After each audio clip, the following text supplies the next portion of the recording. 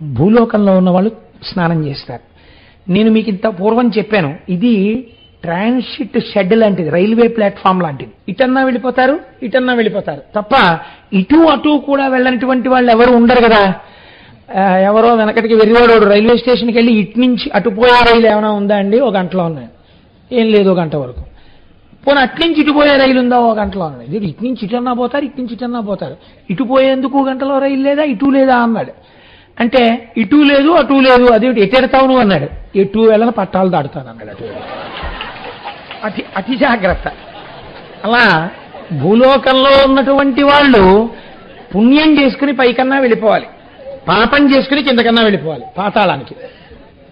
ఈ భూలోకం మీ ఉపాసనకు స్థానము, కర్మక్షేత్రం భూమి. అందుకే ఇన్ని నదీ నదములు, ఇన్ని దేవాలయాలు అన్నీ ఇక్కడ ఉంటాయి.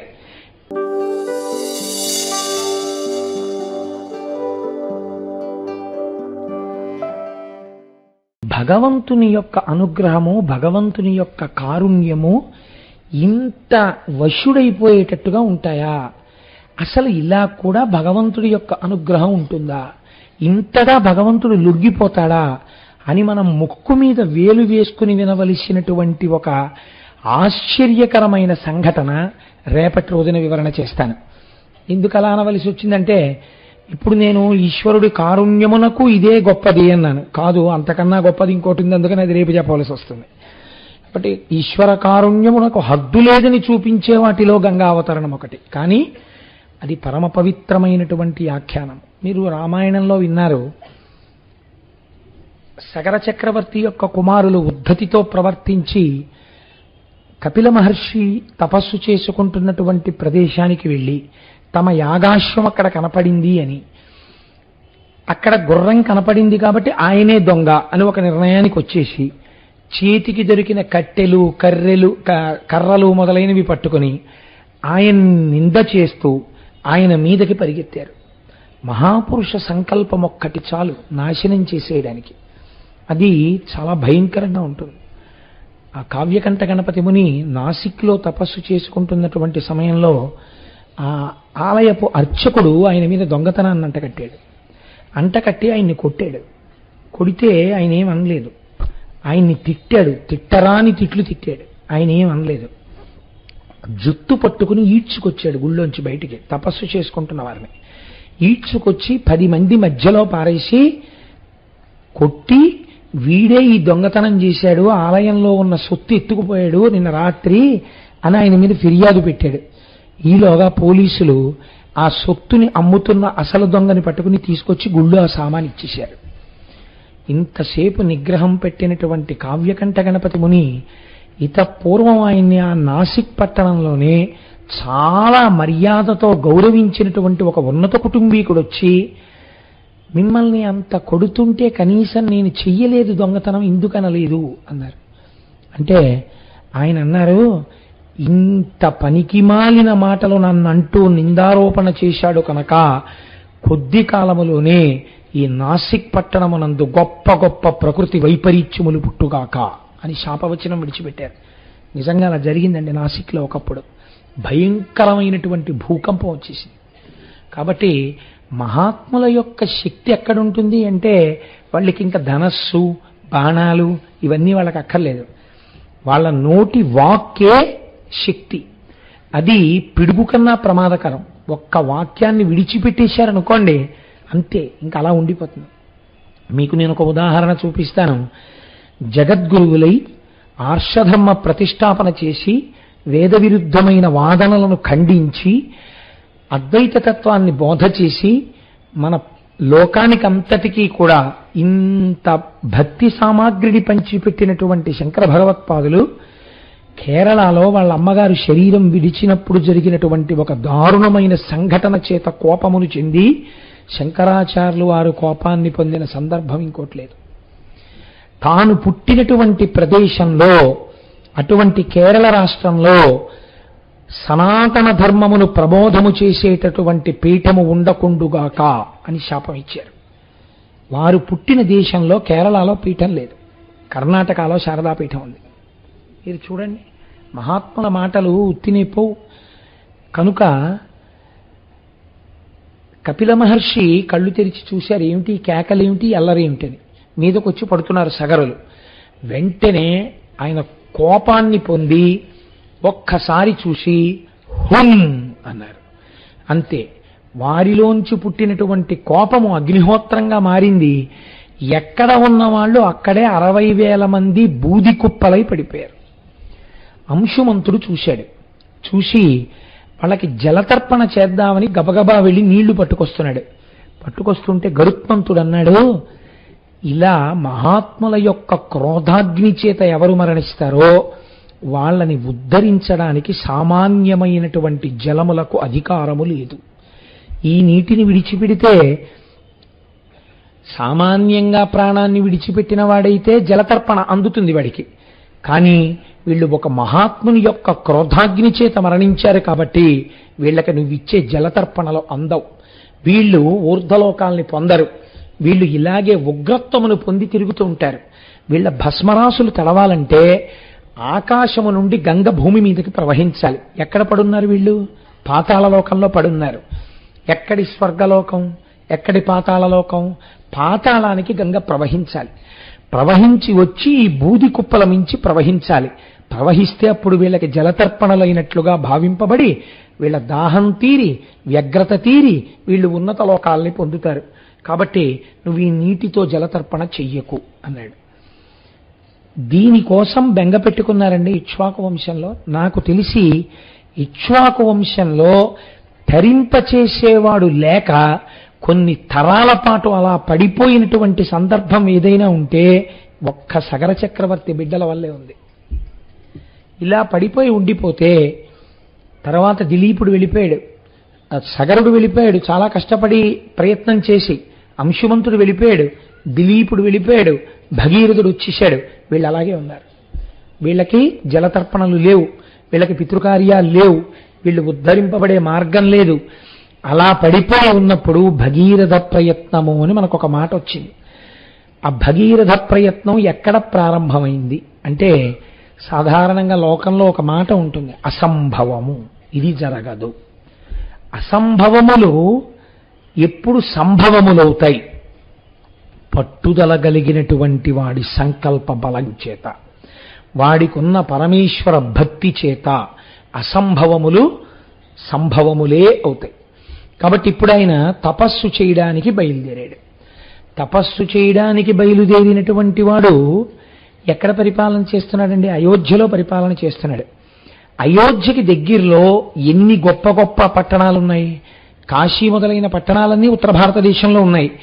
ఆయన ఆ పట్టణాల్లో తపస్సు చెయ్యలేదు. ఎక్కడ చేశాడంటే దక్షిణ భారతదేశానికి వచ్చి గోకర్ణంలో తపస్సు మొదలుపెట్టాడు. గోకర్ణంలో తపస్సు ఎందుకు చెయ్యాలి? మనకి ఒక ప్రశ్న మీరు వేసుకుని జవాబు కోసం ప్రయత్నం చెయ్యకపోతే మీకు ఎప్పటికీ దాని యొక్క వైభవం అందదు. మీరు గంగావతరణము అని చదివేటప్పుడు గోకర్ణంలో తపస్సు చేశాడు అని మీరు చదివేశారనుకోండి, నేను దోషము అని అన్నాను, కానీ గోకర్ణంలో ఎందుకు చెయ్యాలి? ఇప్పుడు నిన్నటి రోజున సుబ్రహ్మణ్యేశ్వర స్వామి వారి కళ్యాణం చేస్తే అక్కడ ఎందుకు చేశావు అంటే ఏదో ప్రాతిపదిక ఉండాలి కదండి. 400 మంది గృహస్థులు, మిగిలిన కొన్ని వేల మంది కూర్చుని చూడ్డానికి ఈ ప్రాంతం ఇరుకవుతోంది. అలా పెట్టుకుంటే బాగుంటుంది. ఏదో ఒక ఆలోచన లేకుండా ఉత్తిని అక్కడ వెయ్యరు కదా తీసుకెళ్ళి, అది దిక్కు సరిపోతుందా, అలా పెట్టచ్చా, భూశుద్ధికి ఏం చెయ్యాలి, ఇవన్నీ ఆలోచనలు ఉంటాయి, అవి అమలు చేస్తాం. అలా గోకర్ణానికే ఎందుకు వెళ్ళాలి? గోకర్ణానికి ఏమైనా ప్రత్యేకత ఉన్నదా అంటే గోకర్ణమునకు ఒక ప్రత్యేకత ఖచ్చితముగా ఉన్నది. ఏమిటో తెలుసా అండి గోకర్ణానికి ఉన్న ప్రత్యేకత?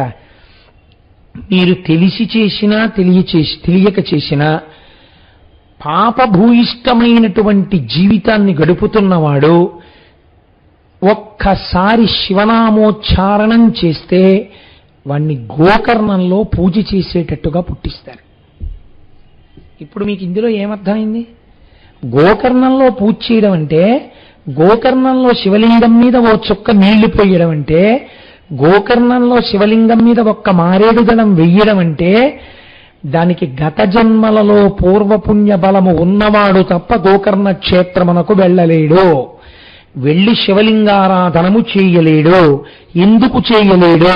అలా చేస్తే అక్కడ ఏదో గొప్ప విషయం జరిగి తీరుతుంది. ఇప్పుడు దీన్ని ఎలా అనుసంధానం, దీనికి ఏమైనా ప్రమాణం ఉందా ఇలా చెప్పడానికి? ఉన్నది. ఎక్కడ ఉన్నది అంటే, పూర్వం ఒక బ్రాహ్మణ కాంత ఒక ఆవిడ ఉండేది.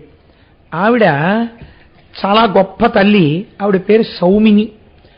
ఆవిడ ఒక బ్రాహ్మణుడికి ఇచ్చి వివాహం చేశాడు తండ్రి గారు. ఇద్దరూ కలిసి సంతోషంగా జీవితం గడుపుతున్నారు. కానీ దురదృష్టవశాత్తు పెళ్ళైన కొద్ది నెలలకే భర్త విగత జీవుడయ్యాడు. ఆవిడికి వైధవ్యం సంప్రాప్తించింది. బహుసౌందర్య రాశి, విశేషించి భర్త లేడు. దీని చేత పురుషులు ఈవిడిని తమ వలలో వేసుకునే ప్రయత్నం చేశారు. అదొక దురదృష్టకరమైన సంఘటన. నేను దాని గురించి పెద్ద విశేషంగా విపులీకరించక్కర్లేదు. అందులో ఆవిడ ఒక్కరి దోషమే ఉందని నేను అనుకోను. ఖచ్చితంగా ప్రపంచం కూడా అలా ఉంటుంది. కాబట్టి ఈవిడ ఒక బలహీనమైన క్షణంలో ఒకరికి వశురాలైంది. వశురాలైతే ఆనాడు ఉన్నటువంటి కట్టుదిట్టమైన ఆచారముల చేత బ్రాహ్మణ కులంలో పుట్టి కూడా ఇటువంటి పని చేసింది. కాబట్టి అసలు జ్ఞాతులందరూ విడిచిపెట్టారు. అది విచిత్రం. జ్ఞాతులంటే ఇంటి పేరు ఉండి ఆ గోత్రం ఉన్న వాళ్ళెవ్వరూ కూడా ఈమెని అక్క చెల్లెలుగా ఇంటికి రానివ్వమని వదిలిపెట్టేశారు. ఎప్పుడైతే వదిలిపెట్టేశారో ఈవిడ సమాజమునందు చాలా సంస్కారమునందు చాలా వెలితిగా ఉండేటటువంటి ఒక వ్యవస్థలో జన్మించినటువంటి వ్యక్తితో జీవనాన్ని గడపడానికి అలవాటు పడింది. అటువంటి అలవాటు పడి ఉండడం చేత ఆయనకి సంతానాన్ని కంది. కానీ ప్రతిరోజు ఆవిడ కళ్ళు సేవించేది. ఆవిడ బ్రాహ్మణ కాంత. ఆవిడకి ప్రతిరోజు మాంసం ఉండాలి. మాంసము తిని జీవించాలి. మీరు నన్ను క్షమిస్తే ఒక మాట నేను చెప్తాను సభాముఖంగా. నాకేం భయం లేదు ఇలాంటివి చెప్పడానికి. చెడిపోయిన బ్రాహ్మణుడు ప్రవర్తించేంత వ్యగ్రంగా ఎవరూ ప్రవర్తించలేరండి. నేను ఎన్నో చూశాను సమాజంలో సంఘటనలు. అసలు నిజంగా అలా ఉండడానికి సహజమండే అని మీరు అనుకునే వాళ్ళకన్నా దారుణంగా ఉంటాడు భ్రష్టుడైన బ్రాహ్మణుడు సమాజంలో. ఆ భ్రష్టత్వం వైపుకు వెళ్ళకూడదు. కాబట్టి ఏమైంది? ఇప్పుడు ఆవిడ కళ్ళు తాగుతోంది, ఆవిడ మాంసం తింటోంది. ఒక్కసారి లోపలకి ఆ బుద్ధి ప్రవేశిస్తే హీనత్వం ఎక్కడికైనా వెళ్ళిపోతుంది. ఒకనాడు భర్త అని అనడం కుదరదేమో, ఉన్నటువంటి స్థితి రీత్యా ఆయన ఎక్కడికో వెళ్ళాడు పని మీద. ఈవిడికి ఒక రాత్రి వేళ మాంసాహారాన్ని తినాలని కోరిక పుట్టింది. ఎంతటి వ్యగ్రతతో కూడినటువంటి జీవిగా ఈవిడ మారిపోయిందంటే, వెంటనే ఆవిడ చూరులోంచి ఒక పట్టా కత్తిని తీసింది. పెరట్లోకి పశువులు కట్టబడేటటువంటి ప్రదేశానికి ఒక దీపం పట్టుకుని వెళ్ళింది. వెళ్ళి అక్కడ ఉండేటటువంటి మేకలలో ఒక మేకని నరికేసి తెచ్చి వండుకు తినేస్తుంది ఆవిడ. ఇప్పుడు ఆవిడ అటువంటి స్థితికి వెళ్ళిపోయింది ఆవిడ జీవనం. వెళ్ళిపోయి ఆవిడ కత్తి పట్టుకుని వెళ్ళి చాలా కళ్ళు తాగి ఉంది, అపభ్రంశమైన మనస్సుతో ఉంది. ఆ వ్యగ్రతలో ఆవిడకి సరిగ్గా ప్రాణుల యొక్క గుర్తింపు కలగలేదు. చేతిలో ఉన్న దీపం కొట్టుమిట్టాడుతోంది. నల్లని మేక అనుకుని ఒక నల్లని ఆవు దూడని నరికేసింది. నరికేసి ఆ ఆవు దూడని ఇంట్లోకి తీసుకొచ్చింది. చచ్చిపోయిన ఆవు దూడని నెత్తురు కారుతుండగా తెచ్చి ఆ కత్తితో తోలు తీసేసి మాంసాన్ని పచనం చేసుకోవడానికని దీపం దగ్గర పెట్టుకుంది. దగ్గర పట్టుకున్న తర్వాత చూస్తే ముఖం వంక చూసింది ఆవు దూడ. అప్రయత్నంగా ఆవిడ నోటి వెంట ఒక మాట వచ్చింది, శివ శివ అంది. అంతే. అంటే ఎక్కడో సంస్కార బలం దాగి ఉంది. ఒకప్పటి సంస్కారం ఒక్కసారి పైకి లేచింది. అబ్బబ్బబ్బా, ఆవు దూడని చంపేశాను అనుకుంది. శివ శివ అంది. అంతే. కానీ ఆవిడ వెనకంజ వేయలేదు. కళ్ళు తాగి ఉంది. ఉత్తర క్షణం పోయింది ఆ సంస్కారం. కొన్ని పదార్థాలను అందుకే సేవించవద్దని చెప్తారు. ఒక కొత్త సంస్కారం ప్రారంభమవుతుంది మనిషిలోంచి, వ్యగ్రతతో కూడిన సంస్కారం. దాన్ని మీరు స్థిరపరచుకోకూడదు. ఈశ్వరుడు మీకు ఇచ్చిన దాంతో ఉన్నతి వైపుకి వెళ్ళాలి. కానీ పతనావస్థ వైపు వెళ్ళే పదార్థం తీసుకోవడం ఏమిటండి? పాడు చేసుకోవడం ఏమిటి? కాబట్టి ఒక స్త్రీ హద్దులు దాటిపోయింది. ఇందులో మీకు ఎన్నో విషయాలు తెలుస్తాయి. ఏ విషయంలో తప్పు జరిగితే భ్రష్టత్వం ఎంత దూరం ఎడుతుందో కూడా తెలుస్తుంది. కాబట్టి ఇప్పుడు ఏమైంది, ఆవిడ ఆవుని ముక్కలు చేసేసింది, ఆ పచ్చి మాంసపు ముక్కలు కొన్ని తీసి ఉడికించుకుని తినేసింది. శరీరంలో బలం అంతకాలం ఒక్కలా ఉండదు కదండి, శరీరం జర్జరీభూతం అయిపోతుంది. ఆవిడ వృద్ధురాలైపోయి కట్టకడన ప్రాణాన్ని విడిచిపెట్టేసింది. యమభటులు ఆవిడ్ని తీసుకెళ్లారు. ఆవిడ పాపమును పుణ్యమును బేరీజు వేశారు. ఇది విచిత్రం. అక్కడ ఒక తర్కం జరిగింది. సరే, పాపం ఇంతుంది, ఇంత పాపానికి ఏం చేయాలి, దానికి పెద్ద విశేషం ఏం లేదు, రకరకాల శిక్షలు, దిక్కుమాలిన శిక్షలు వేసేయచ్చు. దీనికి ఏం చెయ్యాలి, శివశివ అన్న మాటకి ఏమైనా చెయ్యొచ్చా? ఈ శివశివ అని 2 మాటలు మాత్రం అంది. 2 మాటలు శివశివ అన్నందుకు ఈవిడికి ఏ పుణ్యం ఇవ్వవచ్చు అని అడిగారు. అడిగితే యమలోకంలో పెట్టినటువంటి బాధలు పెట్టగా అత్యంత హేయమైన సంస్కారమున్న కుటుంబమునందు పుట్టించి చీకటి పడిన తరువాత ఈవిడ నడుస్తుంటే ఎవరికీ తెలియనంత నల్లటి రూపంతో పుట్టించి పుట్టుకతో అంధురాల్ని చేసి కుష్ఠవ్యాధిని కట్టపెట్టండి. కాబట్టి యవ్వనము వచ్చేటప్పటికీ ఒంట్లోంచి పుళ్ళు పుట్టి చీము నిట్టులు అలా కారిపోతూ ఉండాలి. ఎవ్వరూ దగ్గరికి రాకూడదు, పుల్లటి కంపు వస్తూ ఉండాలి శరీరంలోంచి. ఎప్పుడు ఈగలు దోమలు ముసురుతూ ఉండాలి. చేసిన పాపం అనుభవింపబడాలి. అందుకే కొన్ని ప్రాణులు అలా పుడతాయి లోకంలో. కాబట్టి ఇప్పుడు ఈ పాపం అంతా అనుభవంలోకి వెళ్ళిపోవాలి. శివశివ అన్నందుకు గోకర్ణం మాత్రం చేర్చండి అన్నారు. చూశారా, శాస్త్రమేనండి. మీరు నన్ను ఇక్కడ ఒక ప్రశ్న వేయచ్చు, ఏమండి శివశివ అంటే గోకర్ణానికి వెళ్ళిపోతారా, అలా ఉంటుందా అని మీరు అనుమానపడచ్చు. నేను ఒక్క మాట చెప్తాను, ఆలోచించండి. మీరు మీ ఆఫీసర్ గారి దగ్గరికి వెళ్ళి మీరు రోజు ఫైల్ పట్టుకెళ్ళినప్పుడు తమరు నిన్న చెప్పింది ఫైల్ రాసేసానండి అంటారు కదా, తమరో అన్న 3 అక్షరాల్ని తీసి ఉరే అని మార్చండి. తమరో అండం మానేసి ఉరే నిన్న నువ్వు చెప్పింది ఫైల్ పెట్టేశాను అని అక్కడ పెట్టండి. మీ సీట్లోకి వెళ్ళేటప్పటికీ 2 ఒకటి వస్తుంది, ఒకటి ట్రాన్స్ఫర్ ఆర్డరు లేకపోతే సస్పెన్షన్ ఆర్డర్ కదండి. ఏం భాషలో ఉన్నవి కావా రే ఈ అన్న అక్షరాలు, లోకంలో వ్యవహారంలో ఉన్నవి కావా ఉరే అన్న అక్షరాలు. తామారు అన్నవి వ్యవహారంలో ఉన్నవే, అవి శంకరుడి వల్ల వచ్చినవే, ఇవి శంకరుడి వల్ల వచ్చినవే. ఈ 3 అక్షరాలు పక్కన పెడితే ఇంత వ్యగ్రతతో కూడిన ఫలితం ఎందుకు వచ్చింది? ఆ అక్షరములనే మార్చి పక్కన పెడితే ఫలితం అలా వచ్చినప్పుడు సృష్టిలో శివ అన్న 2 అక్షరాల్ని కలిపి పెట్టినప్పుడు ఈ ఫలితం ఇస్తే మీకేమిటి అభ్యంతరం? తమరు పెడితే మీరు ప్రశాంతంగా ఉన్నారా, ఉరే పెడితే సస్పెన్షన్ వచ్చిందా? ఈ లోకంలోనే వచ్చిందే. మీకన్నా ముందు పుట్టినవాడు అధికారి అయినందుకు మీ మీద అంత అధికారం చెలాయించగలుగుతున్నాడే. సర్వలోకములను సృష్టించినటువంటి పరమేశ్వరుడు ఆయన నామం చెప్పినంత మాత్రం చేత నువ్వు ఈ ఫలితం అని అంటే మీరు ఎందుకు అభ్యంతరపడాలి? మీకెందుకు బెంగ ఉండాలి? మీకెందుకు అనుమానం ఉండాలి ఆ విషయంలో? ఒక విషయాన్ని మీరు తెలుసుకోవడం వేరు, తెలుసుకున్న దాన్ని సదాచారములోకి తెచ్చుకోవడం వేరు. దేశము కాలము అని 2 ఉంటాయి. ఇవి కలియడం చాలా కష్టం అండి. దేశం ఉంటుంది, కాలం ఉంటుంది. మీరు చూడండి, దేశము మా ఇంట్లో కూర్చున్న దేశమే, అయ్యప్ప స్వామి గుళ్ళో కూర్చున్న దేశమే. మా ఇంట్లో కూర్చుని శివాష్టోత్తరం చదివాననుకోండి, అష్టోత్తరం చదివానంటారు. ఇక్కడికి వచ్చి కూర్చుని నేను అష్టోత్తరం చదివాననుకోండి, 108 పక్కన 3 సున్నాలు పెడతారు. అన్నిసార్లు నామని చెప్పినట్టు ఖాతాలో వేస్తారు. ఎందుకు? ఇది ఆలయ ప్రాంగణం. ఇక్కడ ఏది చేసినా సహస్రం కింద లెక్కేస్తారు.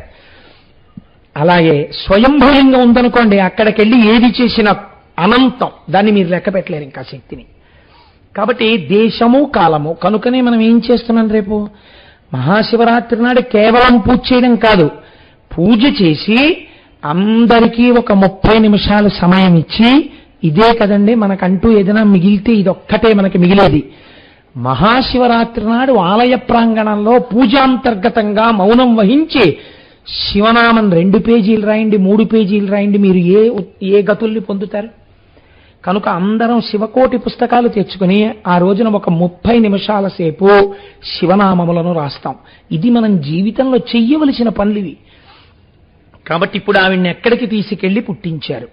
మరుజన్మలో భయంకరమైనటువంటి సంస్కారం కలిగినటువంటి ఒక కుటుంబమునందు పుట్టుక చేత బొగ్గు వంటి వర్ణంతో, ఆ వర్ణంతో పుడితే వచ్చిన నష్టమేం లేదు, కానీ దానితో పాటు అంధురాలు. ఇది పెద్ద ప్రమాదం. ఏమీ తెలియదు, పుట్టినప్పటి నుంచే ఆవిడ అంధురాలు. దానికి తోడు చాలా చిన్న వయస్సులో ఆవిడ్ని కుష్ఠవ్యాధి పట్టుకుంది. ఒళ్ళంతా పాకేసింది. ప్రాణం పోతుందా? పోలేదు. ఇదండి అసలు మీకు ప్రపంచంలో ఈశ్వరుడు వేసేటటువంటి శిక్ష ఎప్పుడు కనపడుతుందో తెలుసా అండి? అన్నీ తెలిసి ఉన్నవాడికి అమావాస్య మరణం, ఏమీ తెలియని వాడికి ఏకాదశి మరణం అని అందుకే వచ్చింది సామెత. ఈశ్వరుడు వ్యాధితో పాటు దీర్ఘజీవనాన్ని కూడా ఇచ్చేస్తే ఇంకా నరకం ఎక్కడో ఉండదు. చాలండి, అప్పుడు తెలుస్తుంది అనుభవం అంటే ఏమిటో, అప్పుడు తెలుస్తుంది శివనామం రాయకపోవడం ఏమిటో, అప్పుడు తెలుస్తుంది భగవత్కథ వినకపోవడం అంటే ఏమిటో, అప్పుడు తెలుస్తుంది ఒక దేవాలయానికి వెళ్ళకపోవడం అంటే ఏమిటో. ఎవరు ఉద్ధారకులు అనుకున్నామో వాళ్ళు ఈ మధ్య కాలంలో రిపీటెడ్గా పేపర్స్లో వస్తుంటే అసలు ఈ సంస్కారం ఎట్టిపోతోందనిపిస్తోంది.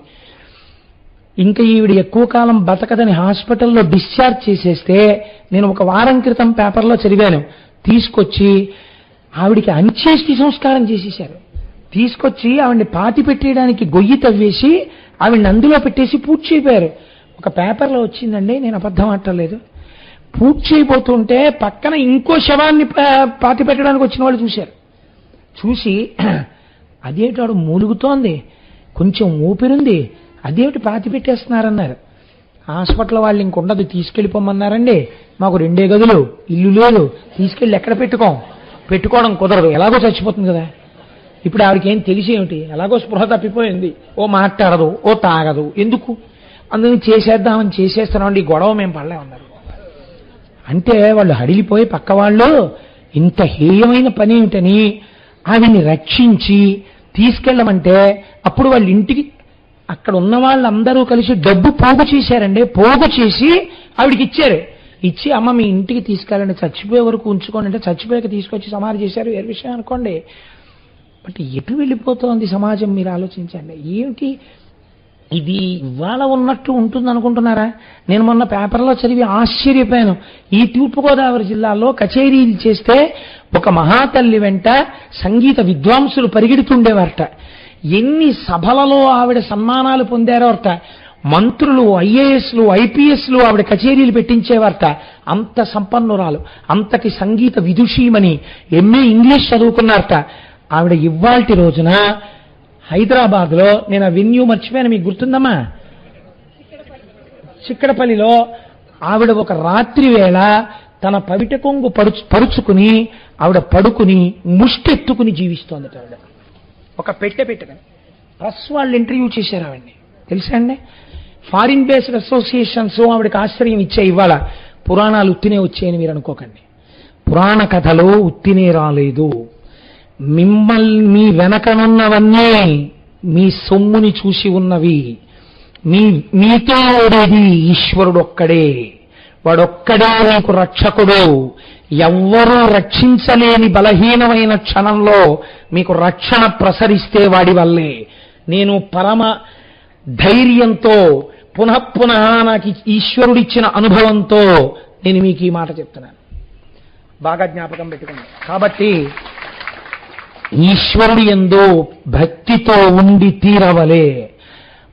తెలిసి తెలియక చేసిన పాపకర్మని ధ్వంసం చేసుకునే ప్రయత్నం చేస్తూ ఉండాలి. కాబట్టి ఇప్పుడు ఆవిడ్ని ఎక్కడికి వెళ్లే అవకాశం ఇచ్చారు. ఆ 2 మాటలు ఆవిడ అని ఉండి ఉండకపోతే ఎక్కడికి వెళ్ళిపోయేదో చూడండి ఆ జన్మ.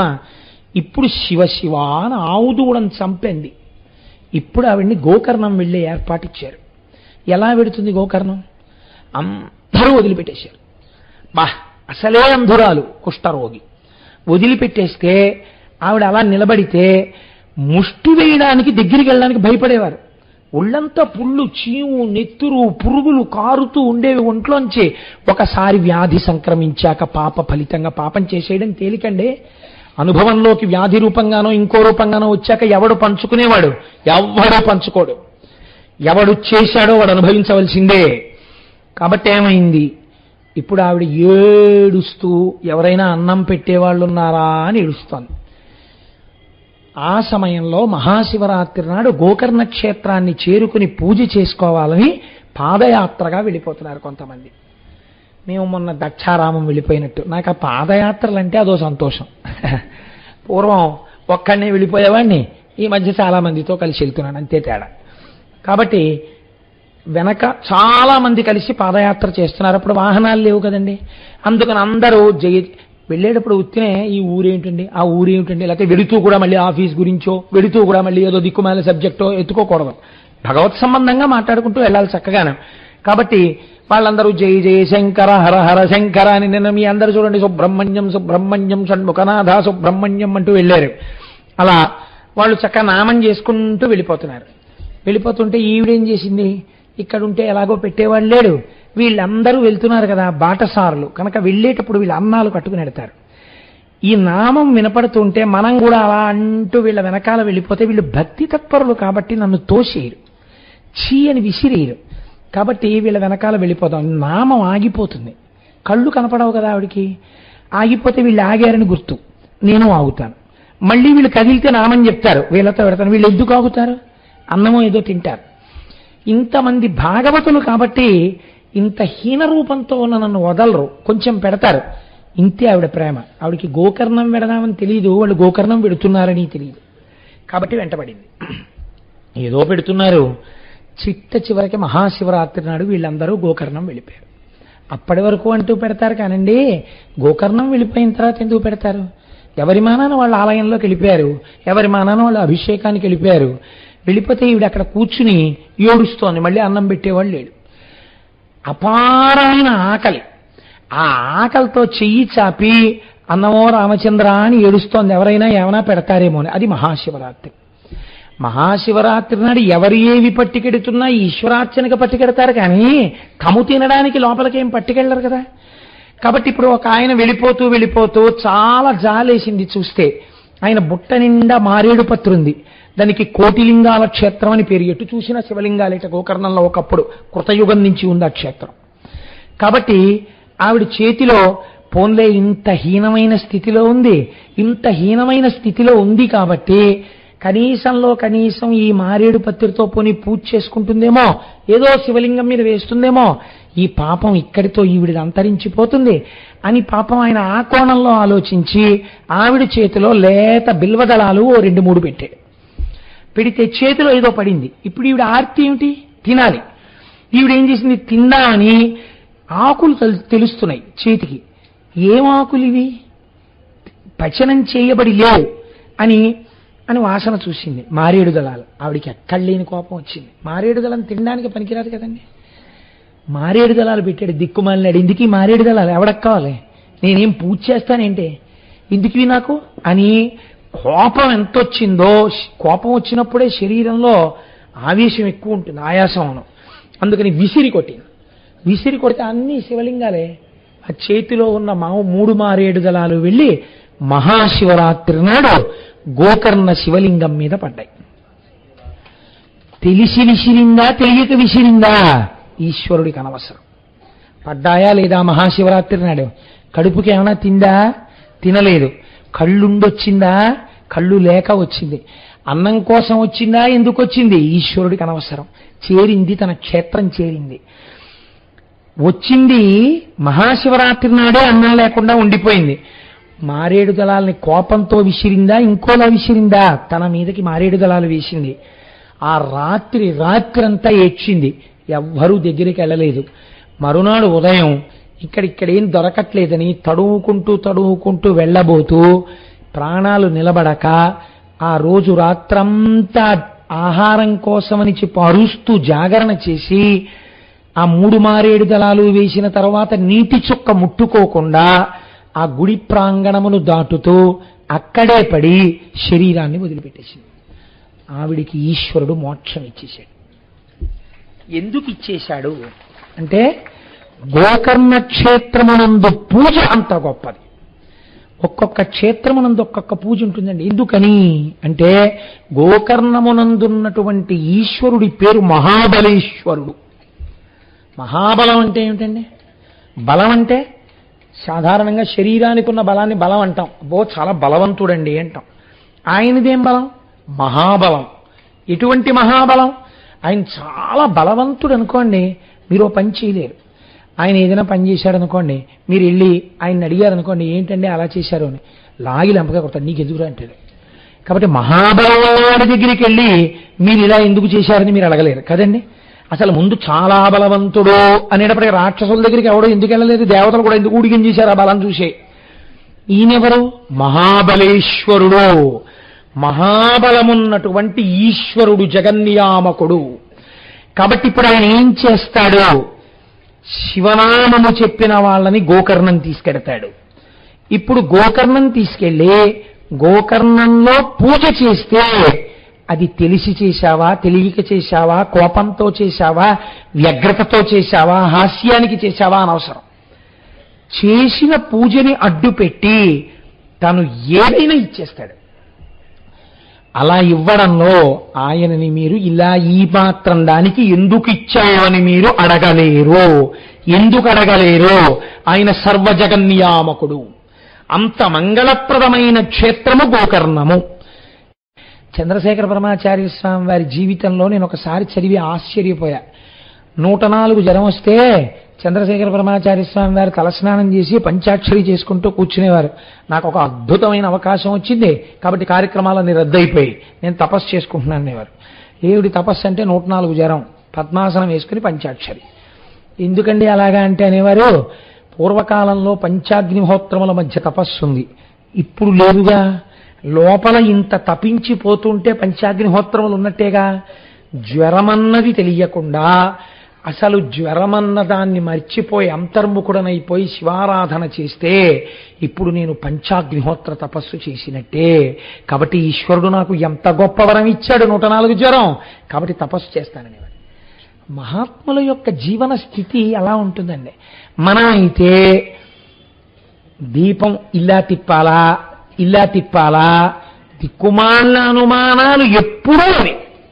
అసలు ఆ స్థాయిలో ఆలోచనే రాదు మనకి. ఎప్పుడూ నిర్మాణాలతోనే జీవితాలు అయిపోతుంటాయి. కాబట్టి ఊర్ధబాహు పంచతప మాసాహారో, నెలకొక్కసారి ఆహారం. జితేంద్రియ, ఇంద్రియములను గెలిచాడు. ఇంద్రియములను గెలవడం అంటే నేను తరచు చెప్తుంటాను, ఇంద్రియములను గెలవడానికి ఇంద్రియాలని నొక్కి పట్టడానికి తేడా ఉంది. ఇంద్రియాలని నొక్కి పడితే అవి ఎప్పుడో అప్పుడు కాటేసేస్తాయి. ఇంద్రియాలని గెలవడం అంటే ఏమిటో తెలుసా అండి? ఏ ఇంద్రియములు ఆయా పదార్థములను చూసినప్పుడు లౌల్యమునకు గురవుతాయో ఆ పదార్థము తన ఎదురుగుండా కనపడినా ఆ ఇంద్రియము లౌల్యమునకు గురి కాకపోవుట. 3 రోజులు అన్నం తినకపోయినా ఆయన ఎదురుగుండా ఒక ఆయన భోజనం చేస్తుంటే పరమ సంతోషంగా అలా కూర్చుని ఉండగలగాలి తప్ప, చూడు ఎలా తింటున్నాడో నాకు పెట్టట్లేదు అనగలిగి ఉండాలి. అప్పుడు రసేంద్రియమును గెలిచాడు. ఆయన అంతా తినేసి విస్తట్లో ఇలా ఊడ్చి ఓ ముద్ద చేతిలో పెట్టాడు అనుకోండి, ఈశ్వరానుగ్రహం అని చెప్పి తినేసి వెళ్ళిపోవాలి. అందుకే సన్యాసాశ్రమమును మన దేశంలో అంత గొప్పగా ఎందుకు చెప్తారో తెలుసా అండి? అన్నం పిలిచిపెట్టేటటువంటి తల్లిదండ్రుల్ని విడిచి లోకమంతటినీ భవతి భిక్షాందేహి అన్నప్పుడల్లా కబళం వేసినటువంటి ప్రతి స్త్రీని తల్లిగా చూస్తూ వెళ్ళిపోగలిగినటువంటి స్థితికి వెళ్ళిపోతాడు సన్యాసి. అలా భవతి భిక్షాందేహి అంటూ తిని అందరినీ తల్లులుగా చూస్తారు కాబట్టి అంత పవిత్రమూర్తిగా సన్యాసిని ఈ దేశం చూసింది.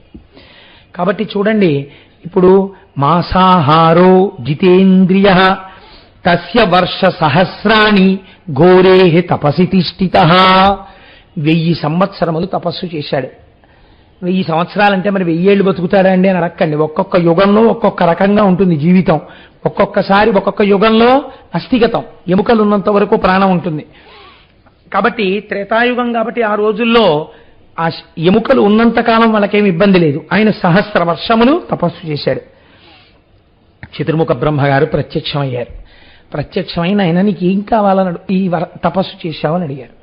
చిత్రమైన కోరికలు 2 కోరాడు. ఇదండి, అందుకే పెళ్లి చేసేటప్పుడు ఏం చూస్తారంటే ఆయనకి ఎంత ఆస్తుందని ఎన్నడూ అడిగి పిల్లనివ్వరాదు. బాగా గుర్తుపెట్టుకోండి. మీరు అడిగినా అడగకపోయినా ఉందో లేదో మీకు తెలుస్తుందండి. ఎవడో ఒకడు చెప్పనే చెప్తాడు. వాళ్ళకి ఇది ఉందండి ఇది లేదండి. ఉన్నది ఉండిపోతుందని మీరు అనుకుంటున్నారా? లేనివాడు లేకుండా ఉండిపోతాడనుకుంటున్నారా? ఉన్నది ఉండాలన్నా లేనిది కలవాలన్నా యోగక్షేమం వహామ్యహం అని భగవానుడు చెప్తున్నాడు. ఆ భగవానుడి యందు భక్తి ఉన్నవాడిని తెచ్చుకో అల్లుడిగా, భగవంతుని యందు పూనిక ఉన్న కుటుంబాన్ని తెచ్చుకో నీకు బంధుత్వంతో. అంతేకాని ఈశ్వరుడేమిటంటే అన్నవాడిని తేకు, వాడికి ఎంతున్నా ఉంటుందని నమ్మకం లేదు నీకు. అందుకే 7 తరాలు చూస్తారు. అందుకే ఇప్పుడంటే మనకు అవన్నీ అక్కర్లేదనుకోండి, మనం హాయిగా సంతోషం, మనంతటి వాళ్ళం మనం. కానీ 7 తరాలు ఎందుకు చూసేవారంటే ఈ వెనకాతల ఎక్కడైనా ఒక మహాత్ముడు ఉన్నాడా 7 తరాల్లో అని చూస్తారు. ఆయన ఉన్నాడనుకోండి మీకు చాలా గట్టెక్కిపోతాయి. ఎందుకు గట్టెక్కిపోతాయో మీరు చూడండి. ఇది మీకు నేర్పుతుందండి లోకం. భగీరథుణ్ణి బ్రహ్మగారు అడిగారు, నీకేం కావాలని అడిగారు. ఆయన 2 కోరాడు. ఆయనకి పిల్లలు లేక కాదు. ఆయన అన్నాడు, ఇక్ష్వాకు వంశమునందు కుమారులు జన్మేపకపోవుట అన్నది ఉండకుండుగాక, అవిచ్ఛిన్నముగా వంశము జరుగుగాక. ఇప్పుడు ఇక్ష్వాకు వంశం ఆగిపోవడం అన్నది ఉంటుందా? ఆయన అడిగాడు వరం. ఆ వంశంలో ఉన్న వాళ్ళందరికీ హాయే, ఇంకా చక్కగా కొడుకులు పుట్టేస్తుంటారు. వంశం లేకపోవడం అన్నది వాళ్ళకి లేదు. ఎందుకని? ముందు ఆయన ఉన్నాడు భగీరథుడు. 2 ఆయన అడిగిన వరం, నాకు ముందు తరాల్లో కొంతమంది బూడిద కుప్పలైపోయి ఉన్నారు, ఇలాంటి వాడు పుట్టకపోతే వాళ్ళకి సద్గతులు ఎక్కడున్నాయండి? ఆకాశగంగని పాతాళానికి విడిచిపెట్టు. ఇప్పుడు మీరు ఆలోచించండి, రాక్షస తపస్సుకి భగీరథ తపస్సుకి ఎంత తేడా ఉందో. ఘోరే ఇక్కడ ఆయనే వాడేశారు. శరీరమునందు ఘోర తపస్సు, సంకల్పమునందు పరమ పవిత్రమైన సంకల్పం. ఈ రెండిటిలో అంశుమంతుడికి అప్పటికప్పుడు పనికొచ్చేటటువంటి వరం ఏదీ లేదు. ఆయన తనని ఉద్ధరించుకోవడానికి ఏం కోరుకోలేదు. తన ముందున్న వాళ్ళను ఉద్ధరిస్తున్నాడు, తన తర్వాత వాళ్ళను ఉద్ధరిస్తున్నాడు. ఇది అలాంటి వాడెవరైనా ఉన్నాడా? వాడి మొహం చూసి ఈశ్వరుడు ఆ వంశం జోలికి వెళ్లకుండా ఉండేవాడు ఎవరైనా ఉన్నాడా? అలా పూజ చేసేవాడు అటువంటి భగవద్భక్తుడు ఉన్నాడా? నువ్వు చూడకుండా తెస్తే పాపాత్ములే పైనుంటే లేనిపోని ఇబ్బందులు ఆ తర్వాత ప్రారంభం కావచ్చు. ఎందుకు పడతావు లేనిపోని ఇబ్బంది? కాబట్టి భక్తికి పెద్దపీట వెయ్యడం నేర్చుకో వివాహమునందు. కనుక ఏమైంది? ఇప్పుడు ఈయన చతుర్ముఖ బ్రహ్మగారిని ఈ 2 వరాలు అడిగారు. అయ్యా, నాకు ఆకాశగంగని విడిచిపెట్టండి. ఎవరి ఆకాశగంగ? హిమవంతుని యొక్క పెద్ద కూతురు. మీరు మొన్న షణ్ముఖోత్పత్తిలో విన్నారు కదా, దేవతలు దేవతా కార్యం కోసమని ఆ పెద్ద కూతురైన ఆకాశగంగని ఆకాశంలో ప్రవహించమని అడిగారు. అడిగితే ఆవిడ అక్కడ ప్రవహిస్తోంది. ఆ గంగ భూమి మీద పడి పాతాళానికి వెళ్ళాలి. అలా నన్ను అనుగ్రహించు అని అడిగాడు. ఇక్కడ మీకు ఒక సందేహం రావచ్చు, ఇది పెద్ద విశేషం ఏముంటుందండి అలా గంగ ప్రవహించడానికి? ఇప్పుడు పైనుంచి కింద పడడం గంగ జలానికి లక్షణం, కింద నుంచి పైకి వెళ్ళడం అగ్నిహోత్రానికి లక్షణం. ఈ 2 పరస్పర విరుద్ధం. మీరు ఒక దర్భని వెలిగించి ఇలా పట్టుకున్నారనుకోండి, అగ్ని పైకి ఎక్కుతుంది. గ్లాసులోంచి నీళ్లు పోసారనుకోండి, కిందకు పడతాయి. పైకెక్కదు నీరు, కిందకి పడదు అగ్ని. కాబట్టి ఏమైంది? ఇప్పుడు పైనుంచి నీళ్లు పోయడం పెద్ద విశేషమా? గంగా కింద పడిపో అంటే పడదా? కాదు. ఇందులో ఒక పెద్ద రహస్యం ఉంది. మీరు చాలా జాగ్రత్తగా గమనించాలి దీన్ని. గంగ పవిత్రమే. ఎందుకు పవిత్రం? స్వర్గలోకంలో ప్రయాణిస్తోంది కాబట్టి. ఇప్పుడు గంగ భూమి మీద పడింది. భూమి భరించలేదు పక్కన పెట్టండి, ఈశ్వరానుగ్రహం కలిగితే భూమి ఎందుకు భరించదండి? భరిస్తుంది. భూమి భరించి వదిలింది గంగని. ఇప్పుడు ఎవరు స్నానం చేస్తారు? ఆవిడ కిందకి రాగానే భూలోకంలో ఉన్న వాళ్ళు స్నానం చేస్తారు. నేను మీకు ఇంత పూర్వం చెప్పాను, ఇది ట్రాన్సిట్ షెడ్ లాంటిది, రైల్వే ప్లాట్ఫామ్ లాంటిది. ఇటన్నా వెళ్ళిపోతారు, ఇటన్నా వెళ్ళిపోతారు తప్ప ఇటు అటు కూడా వెళ్ళనటువంటి వాళ్ళు ఎవరు ఉండరు కదా. ఎవరో వెనకటికి వెర్రివాడు రైల్వే స్టేషన్కి వెళ్ళి ఇటు నుంచి అటు పోయే రైలు ఏమైనా ఉందా అండి? 1 గంటలో ఉన్నాయి. ఏం లేదు, 1 గంట వరకు. పోనీ అట్నుంచి ఇటు పోయే రైలు ఉందా? 1 గంటలో ఉన్నాయి. ఇటు నుంచి ఇటన్నా పోతారు, ఇటు నుంచి ఇటన్నా పోతారు. ఇటు పోయేందుకు 1 గంటలో రైలు లేదా, ఇటు లేదా అన్నాడు. అంటే ఇటు లేదు అటు లేదు, అదేమిటి ఎటెడతావు నువ్వు అన్నాడు. ఎటు వెళ్ళని పట్టాలు దాడుతాను అన్నాడు. అటు అతి జాగ్రత్త. అలా భూలోకంలో ఉన్నటువంటి వాళ్ళు పుణ్యం చేసుకుని పైకన్నా వెళ్ళిపోవాలి, పాపం చేసుకుని కిందకన్నా వెళ్ళిపోవాలి పాతాళానికి. ఈ భూలోకం మీ ఉపాసనకు స్థానము, కర్మక్షేత్రం భూమి. అందుకే ఇన్ని నదీ నదములు, ఇన్ని దేవాలయాలు అన్నీ ఇక్కడ ఉంటాయి. కానీ ఇప్పుడు ఈ భూమి మీదకి గంగ రాగానే ఎవరు స్నానం చేసేస్తారు ముందు గబగబా? పాపాలు ఉన్న వాళ్ళందరూ చేసేస్తారు, అక్కడ పుణ్యం ఉన్న వాళ్ళే ఉన్నారు, వాళ్ళు చేస్తే వచ్చే నష్టమేం లేదు. ఇంతకన్నా ప్రమాణం ఎక్కడ? పాతాళం. ఇక్కడ బాగా పాపం చేసిన వాళ్ళే ఆ కింద ఉన్నారు, వాళ్ళు స్నానం చేసేస్తారు. ఇప్పుడు ఇన్ని స్నానాలు అయ్యాక ఈ గంగ అక్కడికి వెళ్తుంది కదండి. నేను అన్నాను అనుకోకండి, అసలు గంగ శక్తి ఎక్కడి నుంచి వచ్చిందో గంగావతరణంలో మీరు విందురు. కానీ ఇప్పుడు గంగ అక్కడ దాకా వెళ్ళిన తర్వాత ఇంత ఉద్ధతితో ఉన్న వాళ్ళని ఉద్ధరించగలిగినంత శక్తి నాలోంచి కూడా జారిపోయిందని అనుకోండి, ఏమిటి భగీరథుడు చేయవలసిందే? ఇది చతుర్ముఖ బ్రహ్మగారి ఆలోచన. ఇది గోకర్ణ క్షేత్ర మహాత్యం. శంకరుడు అక్కడ అనుగ్రహిస్తున్నాడు, చతుర్ముఖ బ్రహ్మగారిలో దూరాడు, గభాలన నీళ్లు పడిపోతాయి అనకు. అలా అన్నావంటే భగీరథుడి కోరిక తీరదు. శివుడే బ్రహ్మగారి మేధస్సులో ప్రవేశించి ఒక మాట అనిపిస్తున్నాడు. ఏమని? గంగాయా పతనం రాజన్ పృథివీన సహిష్యతి తాం వై ధారయుతుం వీరనాన్యం పశ్యామి శూలినః. ఈ మాటల పొందిక మీరు అర్థం చేసుకోవాలి. ఇప్పుడు గంగ ఆకాశంలోంచి పడితే పాతాళానికి వెళ్ళడానికి భూమి సహించలేదు. భూమి సహించలేదంటే భూమి యొక్క స్వరూపమే మారిపోతుంది. పెద్ద గోతులు పడిపోవచ్చు, అల్లరైపోవచ్చు, దెబ్బకి కదిలిపోవచ్చు, ఏదైనా అవచ్చు. ఒకటి, ఇది నిజంగా అంత సత్యము కాకపోవచ్చు. రెండవ ఇబ్బంది ఎక్కడొస్తుంది? మధ్యలో ఉండి పట్టుకునేవాడోడు కావాలి. అసలు భరించడం అన్న మాట ఎవరిదండి లోకంలో? భూమిది. భూమే భరించకపోతే మరి భరించేవాడెవడు? ఎవడున్నాడో అంతకన్నా ఓర్పున్నవాడు, అంతకన్నా కారుణ్యమూర్తి, అంతకన్నా సహనమూర్తి బ్రహ్మగారి చేత చెప్పిస్తోంది. వీరనాన్యం, ఇంకెవ్వరూ నాణ్య పంధాయనాయ విద్యతే అని చెప్పేసినట్టే చెప్పేస్తున్నాడు. వేరొకరు లేరు అంత ఓర్పుతో ఎంతకైనా దిగజారి కోరిక తీర్చాలంటే పశ్యామి శూలినః, శూలము పట్టుకున్నవాడెవరో వాడే తీర్చగలడు. అయితే మీకు ఇక్కడ ఒక అనుమానం రావచ్చు, ఏమంటే శూలినః అంటే మరి ఈయన కూడా రాడా? శూలం పట్టుకున్నాడు కదా షణ్ముఖుడు అని. కాదు కాదు, గంగావతరణం ముందు కదండి. పైగా శూలి అన్న మాట ప్రధానంగా శంకరుణ్ణి వర్తించి ఉంటుంది. శూల, త్రిశూలం పట్టుకున్నవాడు అంటే సత్యమైన పరబ్రహ్మ. మూడు గుణములు, దానికి ఆధారమైనటువంటి నిర్గుణతత్వాన్ని చేతపట్టినవాడు. కాబట్టి ఆ శూలి వచ్చి ఇక్కడ నిలబడాలి. నిలబడితే గంగ పైనుంచి ఆయన మీద పడుతుంది, ఆయన తట్టుకోవాలి, తట్టుకుని కింద పడాలి. ఇందులో మీరు ఒక గమ్మత్తు గమనించాలి.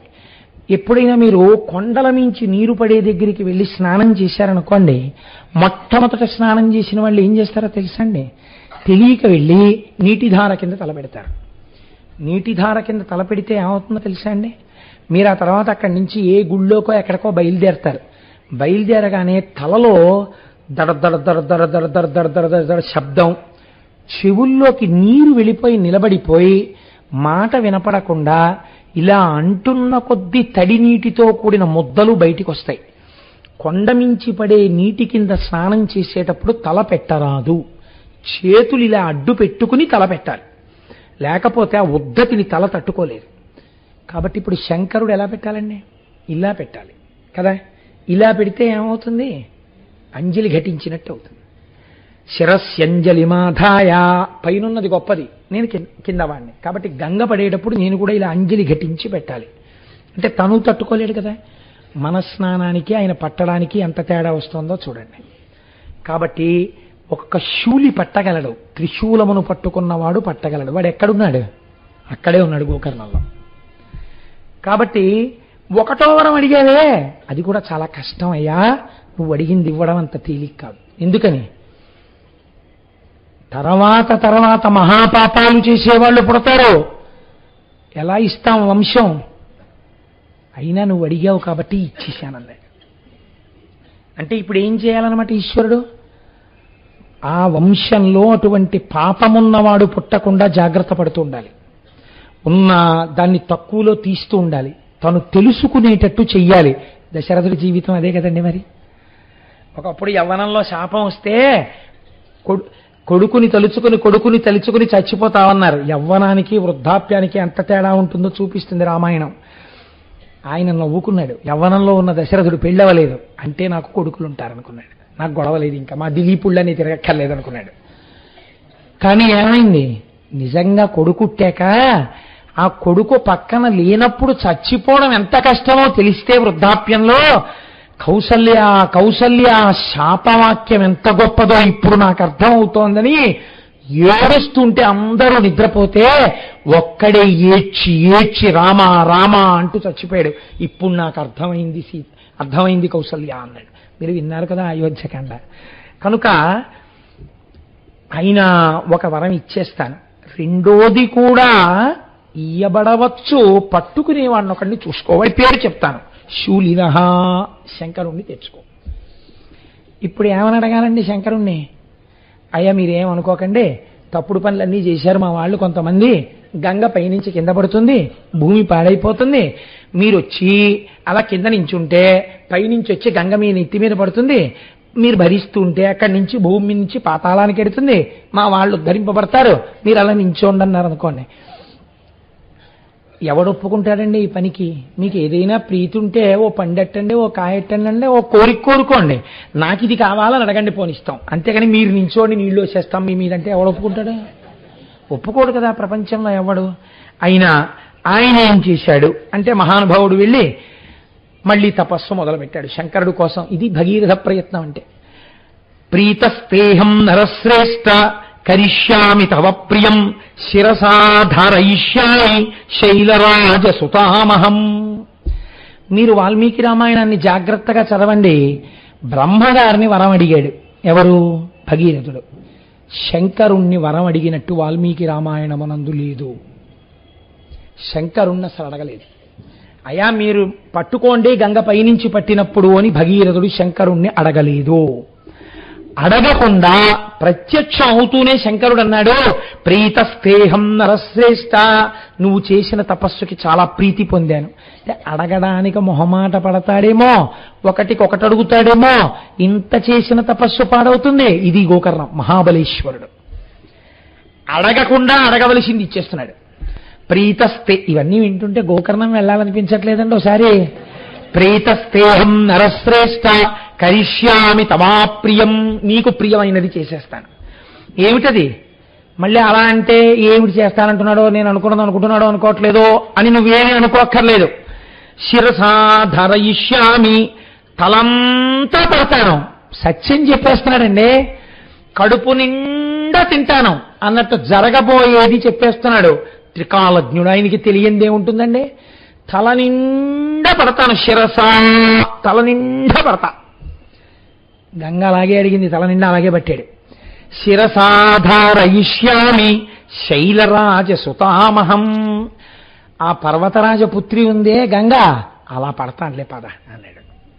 ఇది మీరు దర్శనం చేయవలసినటువంటి పోస్చర్ అండి గంగావతరణం. మీరు ఇక్కడ ధ్యానం చేయాలి. ఎందుకంటే గంగాధర అన్న నామమే కానీ అసలు నిజంగా అలా నిలబడినటువంటి గంగాధరుడి యొక్క స్థితి మీరు విజయవాడలో కనకదుర్గమ్మ తల్లి దర్శనం అయిపోయిన తరువాత సుబ్రహ్మణ్యేశ్వర దర్శనం నుంచి మల్లికార్జున దర్శనం వరకు వెడుతున్న మార్గ మధ్యంలో పక్కన ఉన్న ప్రమదావనంలో ఇలా నిలబడి పైనుంచి గంగ పడుతున్నటువంటి శివుడు ఉంటాడు కదండి. అయితే చాలా చోట్ల ఎలా వేస్తారంటే ఆయన జడలన్నీ విప్పేసుకున్నట్లు వేస్తారు, కానీ అలా విప్పుకు నిలబడినట్టు లేదు. ఆయన మామూలు ఇప్పుడు ఎందుకు విప్పాలంటే అసలు మీరు ఆలోచించండి, ఇది ఎక్కడొచ్చేస్తుందంటే ఈ కాన్సెప్ట్. సాధారణంగా పెద్ద జడున్న వాళ్ళు ఎవరుంటారండి? నా బోటిగాడికి అసలు మామూలు క్రాపే ఉండట్లేదు. భగవంతుడు అనుగ్రహించి క్రాపు పాపిడి వచ్చేవాళ్ళకి వెంకటాచలం తీసుకెళ్తున్నాడు కాబట్టి కృప చేసి ఆ గొడవే లేకపోతుంది అనుకోండి. దీర్ఘమైన కేశపాశం ఎవరికి ఉంటుంది? సుమంగళికి ఉంటుంది కదా. వారు స్నానం చేసేటప్పుడు, తలస్నానం చేసేటప్పుడు కొన్ని ఇబ్బందులు లేకుండా ఏదో దాని గురించి మనం పెద్ద విచారణ అక్కర్లేదు, విరబోసుకుంటారు. అది దృష్టిలో పెట్టేసుకుని సాధారణంగా ఏం చేస్తారంటే కొప్పుతో చెయ్యరు కాబట్టి విరబోసుకుని ఆయన నిలబడ్డట్టుగా చెప్తుంటారు. మీరు ఆలోచించండి, అలా విరబోసుకుని నిలబడిపోతే అది ఒక పరిమితి ఏర్పడిపోయినట్టు శివుడికి కూడా. అలా నేను విప్పుకోపోతే ఈ జటాజూటం సరిగ్గా తడవదో లేకపోతే పడిశం పడుతుందో అలాంటి వాడికి పైన చంద్రుడిని ఇక్కడ ధరిస్తాడండి. అసలు జడలు ఎందుకు విప్పుకోవాలి ఆయన? గంగాధరుడు జటలు విప్పలేదు, జటాజూటంతోనే ఉండాలి శంకరుడు కదండి. జటాజూటంతో నిలబడ్డాడు. ఎలా నిలబడ్డాడు? ఎక్కడ తపస్సు చేశాడు? గోకర్ణంలో చేశాడు. గోకర్ణంలో ఉన్నవాడెవడు? మహాబలేశ్వరుడు. అక్కడ వచ్చింది వరం. కాబట్టి మహాబలేశ్వరుడైనటువంటి వాడు ఏ విషయంలోనైనా బలం కలిగిన వాడే. వాడు ఇలా చేతులు పెట్టుకుంటాడండి. అప్పుడు తలకో పరిమితి ఉన్నట్టు కదా మళ్ళీ. కాబట్టి ఇప్పుడు లేకపోతే ఇలా చూస్తున్నాడు అనుకోండి, బాబా పడిపోతుందా లేనిపోను కూడా ఏం లేదు కదా, పెద్ద ప్రమాదకరంగా ఏం వచ్చేయట్లేదు కదా పాయలు అని ఏం చూడటం. ఎలా చూస్తూ ఉండాలి? ధిక్కారంగా చూస్తుండాలి. పడో రా నీ ఇష్టం అని. కాబట్టి ఇప్పుడు ఎవరినైనా సరే మీరు తల మీద ఇలా మోదారు అనుకోండి, మోదితే గభాలను ఇలా కదలికి వస్తుంది అదురుకి. అలా నాకేం రాదు అని చెప్పడానికి రెండు కాళ్ళు మాత్రం కొంచెం దూరంగా పెట్టి రెండు చేతులు ఇలా పెట్టి ఇలా చూస్తూ రా అని నించున్నాడు. పాండురంగడు సాత్వికంగా నించుంటాడు, ఇక్కడ మహాబలేశ్వరుడుగానే నించున్నాడు. గోకర్ణంలో చేసిన తపస్సు గంగాధరమూర్తి అయింది. అది మీరు అన్వయం చేయాలి. అన్వయం చేసుకుని ఇక్కడ దర్శనం చేసుకోవాలి. ఏమి గంగాధరుడివయ్యా, ఈశ్వరా ఏమి నిలబడ్డావయ్యా, నువ్వు మహాబలేశ్వరుడివి. నువ్వు మాకు ఇక్కడ ఉండగా మాకేం లోటు? మమ్మల్ని ఎవరేం చెయ్యగలరు? మమ్మల్ని ఎవరేం చెయ్యలేరు. ఓవర్ బ్రిడ్జి డౌన్లో కారును గుద్ది కింద పడ్డాయా, ఇంకొక వాహనం కూడా వచ్చి తగలడానికి వీల్లేదు, ఆగిపోవలసిందే వాహనాలు తప్ప. అంటే నేను ఎవరిని పడిపోమని చెప్పట్లేదు. అలాగా ఈశ్వరాజ్ఞ లేకపోతే ఆయన రక్షిస్తుండగా ఎవ్వడు చెనకలేడు. ఇది మహాబలేశ్వరుడు. మహాబలేశ్వరుణ్ణి చెప్పుకునేవాడిని చెనకడమే కుదరదు, వాడి ప్రారంధం దాటిపోవలసిందే. కాబట్టి ఇలా నిలబడిపోతే గంగాధరుడై హిమవత్ పర్వతం మీద నిలబడ్డాడు. ఎందుకు హిమవత్ పర్వతం మీద నిలబడాలి? పడడం ఒక పవిత్రమైన ప్రదేశంలో గంగ పడాలని నిర్ణయించుకుని నిలబడ్డాడు. ఇంకొక కోరిక కాదు ఆయనకి, ఆయన అక్కడైనా పట్టగలడు. ఆవిడికో పవిత్ర స్థలం చూపించాలనుకున్నాడు. వెళ్ళి నిలబడితే చిత్రం ఏమిటి? ఆవిడ అనుకుందిట మనస్సులో, చతుర్ముఖ బ్రహ్మగారు వచ్చి శూలిన అడిగో నించున్నాడు శంకరుడు. గంగా భగీరథుడి కోరిక తీర్చు. మీరు ఎప్పుడు గంగావతరణాన్ని లోపల దర్శనం చేసినా మీకొకటి దర్శనం అవ్వాలండి. ఈ గంగ మొట్టమొదట ఆకాశంలోంచి జారి పెద్ద ధార శివుడి తల మీద పడుతుండగా ఆ పట్టడం భూమే పట్టలేదంటే ఎంత ప్రవాహం పడిపోతుందో, ఈ శంకరుడు ఎలా పడతాడో పట్టగలడన్న నమ్మకంతో నా కోసమని ఈ పని చెయ్యడానికి సిద్ధపడ్డ పరమాత్మ అని కృతజ్ఞతతో చూస్తూ తను పక్కనున్నాడనుకోండి, ఏమవుతుంది? ఓ పాయ ఈయన మీద పడుతుంది, ఈయన వెళ్ళిపోతాడు ఆ ప్రవాహంలో. కాబట్టి భగీరథుడు పక్కన ఉంటాడా? ఉండకూడదు. అదే సనక సనందనాసులకి దక్షిణామూర్తి ఏంటి? అది మహాబలేశ్వరమూర్తి. కాబట్టి దూరంగా ఎక్కడో నించోవాలి. నించుని చూడండి, ఇంట్లో పెద్ద చెట్టు కొమ్మ కొట్టించుకునేవాడు యజమాని దూరంగా నించుని జాగ్రత్తండో అంటుంటాడు. దాంట్లో నిష్ణాతులు తారెట్టుకులు అవుతుంటాడు. యజమాని ఏం కొమ్మ కింద నించోడు, మా కొమ్మే కదా అని. అలా ఎవడు గంగ కావాలో వాడు దూరంగా నించుంటాడు. దూరంగా నించుంటే ఈ గంగ పడుతూ ఉండాలి. అమ్మ గంగ పడుతుంది, శివుడి మీద పడుతుంది, శివుడి మీద పడ్డాక భూమి మీద పడుతుంది, భూమి మీద పడ్డాక పాతాళానికి వెళ్ళాలి. పాతాళంలో బూది కుప్పలు ఎక్కడున్నాయో అక్కడ చోటు చూపించడానికి నేను రెడీగా ఉండాలి వాహనంతో. కాబట్టి గుర్రాలని కట్టుకుని ఉన్నాడు. కింద పడితే పరిగెత్తుకుంటూ గుర్రం మీద వెళ్ళి ఆ రథం మీద వెళ్ళి దారి చూపిస్తాడనమాట గంగకి. ఆయన అలా దండం పెడుతూ కూర్చున్నాడు, దూరంగా నిలబడి ఉన్నాడు. ఇప్పుడు గంగ ఆకాశంలోంచి దూకబోతోంది మీదకి. దూకబోతూ ఆవిడ అనుకుందిట, విర్రాడు. చాలా మంది శంకరుడి ప్రజ్ఞ గమనించకుండా భోళాశంకరుడు అంటుంటారు. భోళాశంకర తత్వం అంత వెర్రితత్వం ఏం కాదైంది. ఆయనంత ప్రాజ్ఞుడెవరు ఉంటారండి? ఆయనకి తెలియనిది ఏముంటుంది? అందుకే శూలినహ అన్నాడు మహానుభావుడు బ్రహ్మగారు. ఏమిటో నించున్నాడు, నన్ను పట్టుకోవడం అంటే మాటలు అనుకుంటున్నాడు. ఆ పైనుంచి నేను ఈయన తల మీద పడి ప్రవాహ వేగంతో వెళ్ళిపోతుంటే ఆ వేగంలో ఈడ్చుకెళ్ళిపోతా పాతాళానికి. మళ్ళీ ఇక్కడ నించున్నవాడు మళ్ళీ కన్ను మూసి కన్ను తెరిచేటప్పటికి ఎక్కడ తేల్తాడు? స్పృహ తప్పిపోయి పాతాళలోకంలో తేల్తాడు. ఏమిటో ఎందుకు నించోవడం, ఎందుకు వెర్రి ఇంత గొప్ప అనుకుందిట. సాకథం చిన్మహీం గంతుం న శక్నోత్యస్తమాస్థిత నైవ నిర్గమనం లేభే జటామండలమోహిత. పడ్డం మొదలెట్టింది పైనుంచి. ఈయనేం చేశాడు? ఇలా కూడా చూడలేదు. నేను పట్టించుకునేది ఏంటనుకున్నాడు, ఇలాగే నించున్నాడు అంతే. ఇప్పుడు ఏమైంది?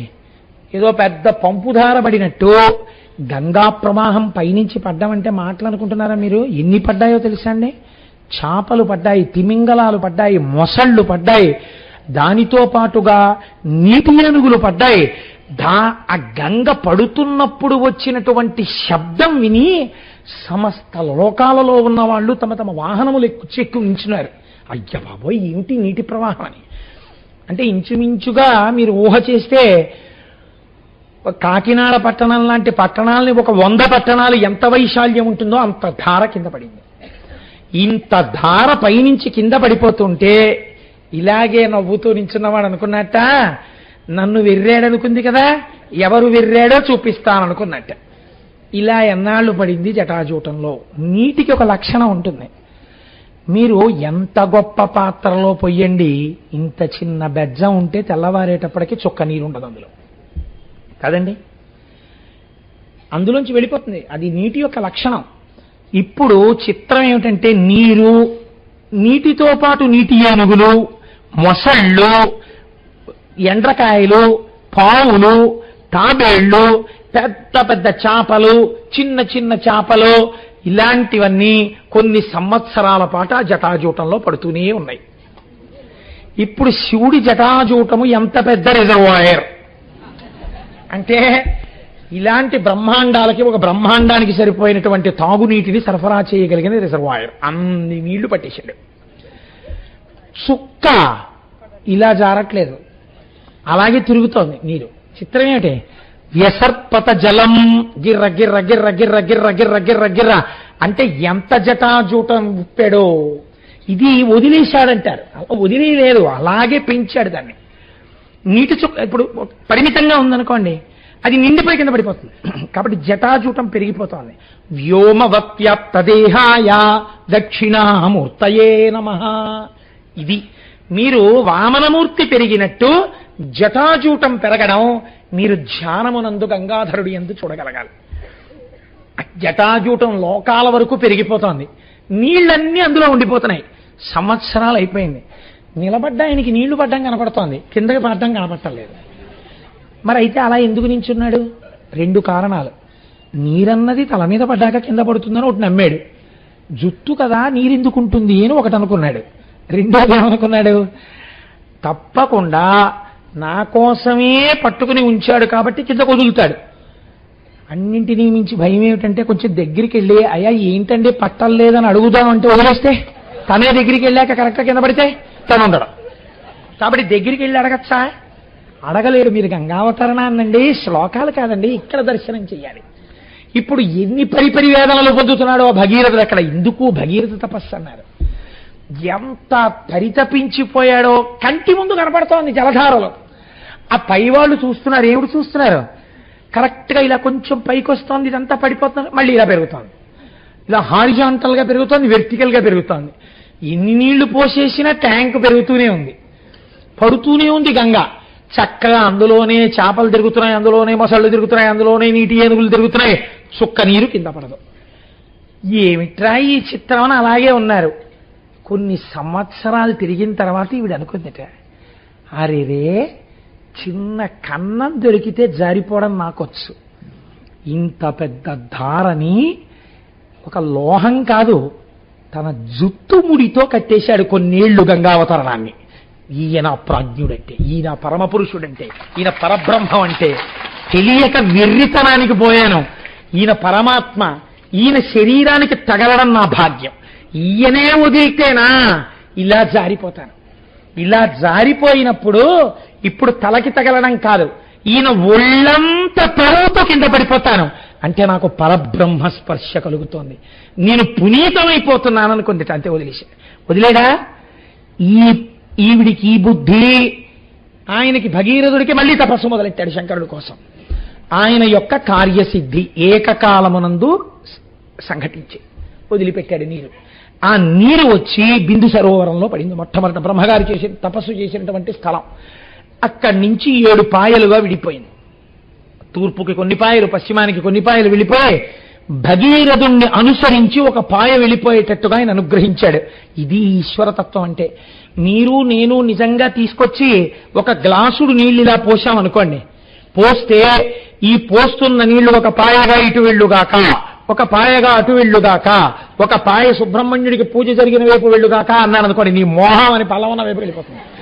నీరు పల్లమెరుగు నిజము దేవుడు ఎరుగు. అలా ఏం వెళ్ళదు. అంటే శంకరస్య ఇవ శాసనాత్, ఆయన ఎవరెవరికి ఎటువైపు ఎంత అవసరమో అటు పంపాడు నీరు. ఇది ఈశ్వరాజ్ఞ. ఏమి శంకరుడండి, ఏమి మహాదేవుడండి నిజంగా ఆయన. ఒక పాయని ఎలా చెప్పాడో చూడండి, భగీరథుడితో వెళ్ళు అన్నాడు. ఇప్పుడు ముందు భగీరథుడి రథం వెడుతోంది, వెనకాతల గంగ వెళ్ళిపోతోంది. ఇలా వెళ్ళిపోతుంటే ఒక ఆశ్చర్యం జరిగిందిట. ఇప్పుడు లోకానికంతటికీ ఒక విషయం తెలిసింది. ఏమిటిది? గంగ పవిత్రమైపోయింది శంకరుడికి తగలడం వల్ల. ఇది నేను చెప్పట్లేదు, ఆయనే అంటారు. గగనా శంకర స్థిత తతో ధరణిమాశ్రిత వ్యసర్పత జలం తత్ర తీవ్ర శబ్ద పురస్కృతం. పెద్ద చప్పుడుతో ఖాళీగా ఉన్న దాంట్లో పడితేనే చప్పుడు సరికదా, సగం నిండిన దాంట్లో నీళ్లు పడ్డాయనుకోండి ఇంకా చప్పుడు. ఇంత చప్పుడుతో పడ్డ నీరు ఇప్పుడు ఆయన నుంచి భూమి మీదకు పడితే కొత్త చప్పుడు, ప్రవహిస్తుంటే ఇంత చప్పుడు. ఈ చప్పుడు చాలలేదన్నట్టు ఉరే ఉరే ఉరే ఉరే విచిత్రం చూసావా, ఆకాశగంగా ఇన్నేళ్ల నుండి ఉండిపోయేది జటాజూటంలోంచి శంకరుడి మించి కింద పడిపోతుంది. ఇప్పుడు అందరికీ సంతోషం ఏంటి అంటే, నీళ్లలో స్నానం చేయడం సంతోషం కాదు, ఆయనకి తగిలి పడ్డ దగ్గరికి వెళ్ళి స్నానం చేయడం. కానీ అది పడుతోంది ఇంకాను. అక్కడ తల పెట్టడం, స్నానం చేయడం ఎవరికి సాధ్యం కాదు, ఈడ్చేస్తుంది. అక్కడ శంకరుడు ఒక్కడే నిలబడగలడు. కాబట్టి అది ఆయన శక్తిని చూపిస్తుంది. దేవతలు ఎటువంటి వాళ్ళండి? తత్ర దేవర్షి గంధర్వ వసుధా తలవాసిన భవాంగపతి తంతోయం పవిత్రమితి పస్పృశో. తర్వాత కింద పాయల్లో స్నానం చేద్దాం. ఇక్కడ వెంటనే శంకరుండి తగిలి పడుతోంది. అలా అందరినీ కూర్చోపెడితే ఆ దగ్గరగా కూర్చోవాలని ఎందుకు కోరుకుంటారండి? నాకు తెలుసు ఎంత భక్తితో ఉంటే ఆ కోరిక పుడుతుందో. అలా ఎక్కడో దూరంగా ఉన్నారనుకోండి, 2 గంటల సేపు నిలబడి ఒక్కసారి దగ్గరగా వెళ్ళి భగవంతుణ్ణి దర్శనం చేసుకోవాలని ఎందుకు తాపత్రయపడతాం? ఈశ్వరుడికి దగ్గరగా వెళ్ళాలన్న కోరిక మనుష్యుడికి సహజంగా ఉంటుంది. అందుకే అలా చూసేశాను కదండి అని వెళ్ళరండి ఎవరు. మహాలఘు దర్శనం ఇచ్చారనుకోండి, కోపడతాం మనం. ఎందుకు కోపడతాం? ఏం నీకు కనపడలేదా అంటే, కనపడడం వేరే, దగ్గరికి వెడితే వేరు. ఏమిటి దగ్గరికి వెడితే వేరు? ఈశ్వరుడి దగ్గర మనం ఈ మాట అంటాం చూడండి. అంతరాలయం దగ్గరికి తీసుకెళ్ళినా అంతరాలయంలో కదలరా అండి అంటాం. అంతరాలయంలో కదిలితే ఓసారి ముట్టుకోకూడదా అండి? ఓసారి ముట్టుకొనిస్తే ఏమంటే తల కొట్టుకోకూడదా అండి? తల కొట్టుకొనిస్తే ఏమంటే బయటికి వెళ్ళి 2 పూలు తెచ్చుకుంటాను వేసుకోవచ్చా అండి? ఇవి మీరు గుర్తుపెట్టుకోండి. ఈశ్వరుడి వైపుకి పరిగెత్తడానికి మీకు అంతర్లీనంగా ఉంది ఈ కోరిక. ఈ కోరికే ప్రపంచపటం మొత్తం మీద ఒక్క భారతదేశంలోనే ఉంది, ఇంకెక్కడా లేదు. దేవాలయంలోకి వెళ్ళిపోవాలని, భగవంతుణ్ణి కౌగిలించుకోవాలని, దగ్గరగా వెళ్ళాలని, చూడాలని మనం పడే పరివేదన ఎవ్వరూ పడరు. ఎందుకని?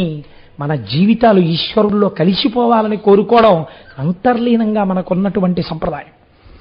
కాబట్టి ఇప్పుడు వాళ్ళు ఏం చేశారు, అక్కడికి వెళ్ళి దాని కింద తల పెట్టలేక ఆ నీటిలో చెయ్యి పెట్టి తీసి చల్లుకున్నారు. కింద పాయల్లోకి వెళ్ళి స్నానం చేశారు. ఇప్పుడు ఏమైందో తెలుసా అండి? ఒక విచిత్రం జరిగింది.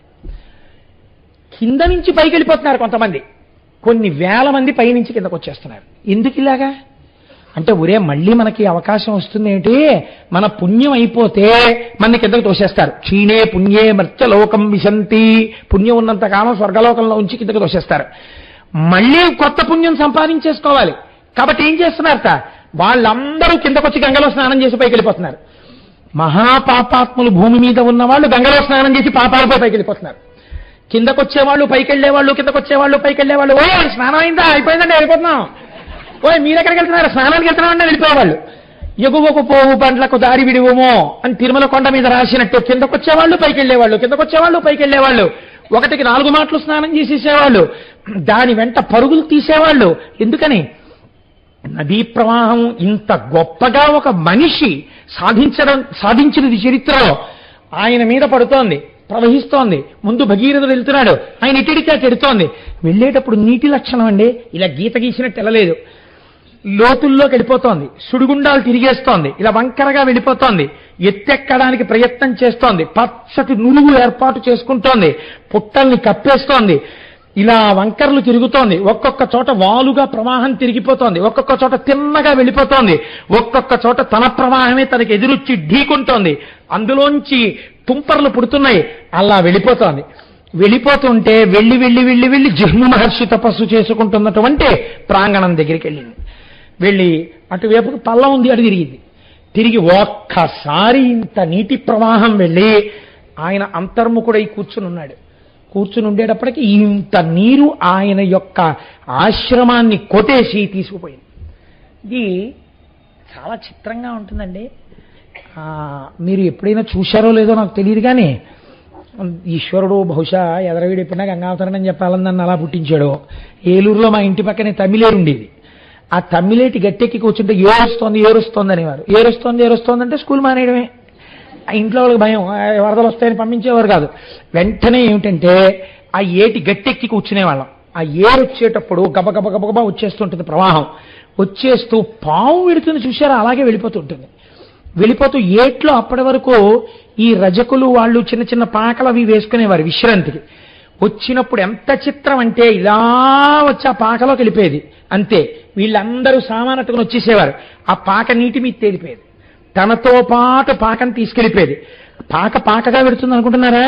ఆ ప్రవాహ వేగానికి కాసేపటికి ఈ కర్రలు ఇటు ఊడిపోయేవి, ఆ ఆకులు అట్టి పడిపోయేవి. ఒక వేగం ఆకులు అటు తీసుకుపోయేది, కొన్ని కర్రలు ఇటు తీసుకుపోయేది, కొన్ని అటు వెళ్ళిపోయేవి, కొన్ని తాటాకులు అక్కడే ఇలా తిరుగుతుండేవి సుడిగుండంలో. అంతే. ఆ వేగానికి అలా వెళ్ళిపోతుంటే జలమయం అయిపోయిందంటారు. తన వేగంలో తీసుకుని వెళ్ళిపోతుంది అందరినీ. ఆ తమ్మిలేటి ఒడ్డున కూర్చునేది అన్నీ తీసుకెళ్ళిపోతుంటే అలా విచిత్రంగా చూస్తూ ఉండేవాళ్ళం. ఒక్క చెట్లు మాత్రం స్వాగతం చెప్పినట్టు గట్టు మీద ఉన్నటువంటి తుమ్మ చెట్లు మాత్రం పడిపోకుండా ఆ ప్రవాహంలో ఇలా చేతులు ముంచుతూ మొదట ఆడుకున్నవి ఏమైనా ఉంటే చెట్లే.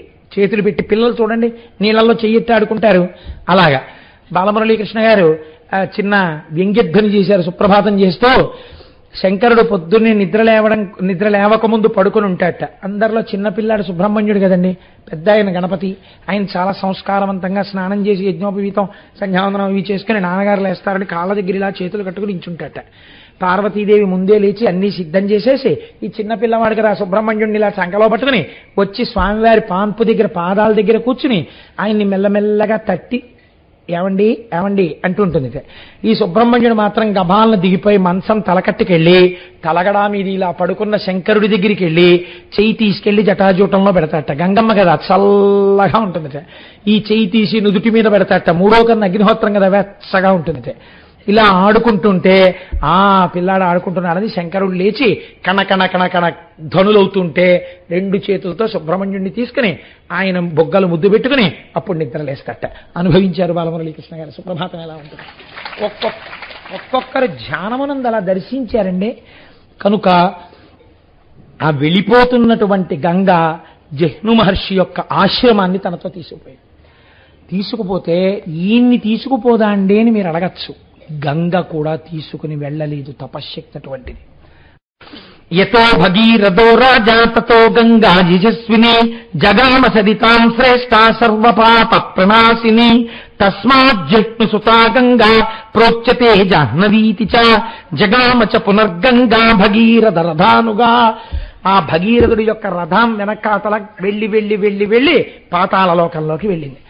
వెళ్ళిన తర్వాత తమ పితృదేవతల యొక్క భస్మరాశుల్ని చూపించి దీని నుంచి ప్రవహించమని చేతులొగ్గి నమస్కరించి అడిగాడు. ఆ భస్మరాశుల మించి గంగ ప్రవహించింది.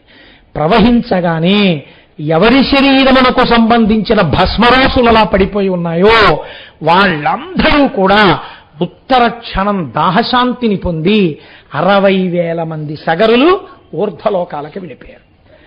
ఇలా ఒక్క భగీరథుడు ప్రయత్నమన్నది ఎంత ముఖ్యమో, చిత్తశుద్ధి ఎంత ముఖ్యమో చూపించి పైన ఉన్న వాళ్ళని ఊర్ధ్వలోకాలకు పంపాడు, కింద ఉన్న వాళ్ళకి వంశము లేకుండా బాధపడకుండా భగవంతుడి యొక్క అనుగ్రహాన్ని వర్షింపచేశాడు. చతుర్ముఖ బ్రహ్మగారంతటి వాడు పిలవకుండా పరిగెత్తుకొచ్చాట.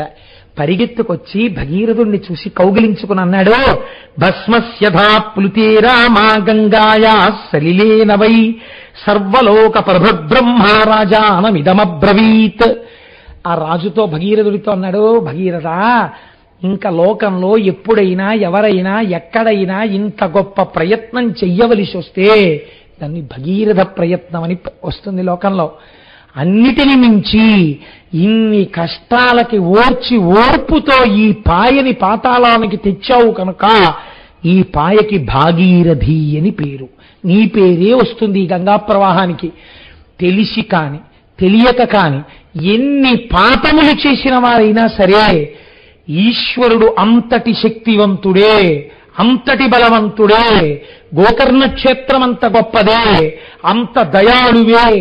ఆయన శరీరమునకు తగలడము వలనే గంగకి ఇప్పటికీ ఎప్పటికీ ఎంతమంది పాపాలు కడిగినా కడగగలిగినటువంటి శక్తి నిలబడుతోందని నమ్మి గంగావతరణ కథని చేతులెత్తి నమస్కరించి పరమేశ్వరుడు అలా నిలబడినటువంటి ఆ గంగాధరుడి యొక్క పాదములను దర్శించి ఆ తెల్లటి పాదాలకి ఎవరు నమస్కరిస్తున్నారో, ఎవరు ఈ గంగావతరణ కథని అనుమానాలు పెట్టుకోకుండా విని నమ్మి నమస్కరిస్తున్నారో అటువంటి వారికి ఇదమాఖ్యానమవ్యగ్రో గంగావతరాం శుభం యః శృణోతి చకాకుత్స సర్వాన్ కామానవాప్నుయాత్. అసలు వాల్మీకి మహర్షి ఎక్కడ చెప్పరు ఫలశ్రుతులు. అలాంటి వారు షణ్ముఖోత్పత్తికి గంగావతరణానికి ఫలశ్రుతి చెప్పారు. ఎవరు పరమ పూజ్యభావముతో నమ్మి నమస్కరించి విశ్వాసముతో గంగావతరణము వింటున్నారో అటువంటి వారి యొక్క సమస్తమైన కోర్కెలు తీరుతాయి. సర్వే పాపాః ప్రణశ్యంతి.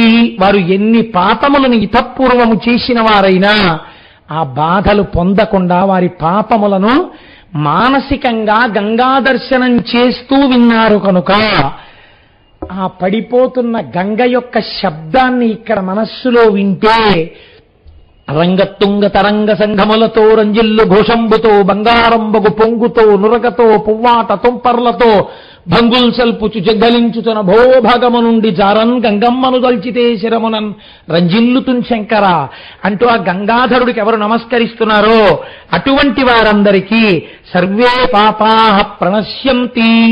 గంగా స్నానం కాదు, గంగావతరణమే విన్నారు కనుక వారి పాపములు పటాపంచలైపోయాయి. ఆయుకీర్తిశ్చవర్ధతే. వారి యొక్క ఆయుర్దాయము చక్కగా వృద్ధిలోకొచ్చి వారు దీర్ఘాయుష్మంతులవుతారు, చిరంజీవులవుతారు. వారికి ఏమి అపమృత్యు దోషం ఉండదు, ఏ ప్రమాదములు రావు.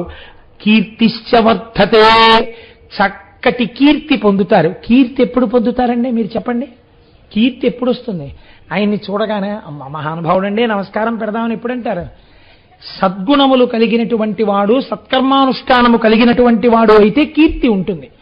అంటే ఈ గంగావతరణము వినడము చేత మనస్సు మారి భగవంతుడి వైపుకి మనస్సు ప్రచోదనమై సత్కర్మానుష్ఠానము కలిగి వేరొకసారి నేను పాపము చేయరాదన్న సద్బుద్ధి కలిగి వాడు పుణ్యాత్ముడై లోకము చేత కీర్తింపబడవలసిన వాడిగా మారుచున్నాడు. కనుక ఆయుకీర్తిశ్చవర్ధతే. అంత పరమ పవిత్రమైనటువంటి గంగావతరణ ఆఖ్యానాన్ని ఇవాళ మీకు చాలా గొప్ప రోజు సోమవారం ప్రదోషవేళ శివాష్టోత్తరం చదువుకుని శివమహాపురాణ వ్యాఖ్యానాంతర్గతంగా మనం గంగావతరణ ఘట్టాన్ని స్వామి సన్నిధానంలో కూర్చుని చెప్పుకున్నాం. మనం ఎంత భాగ్యవంతులం.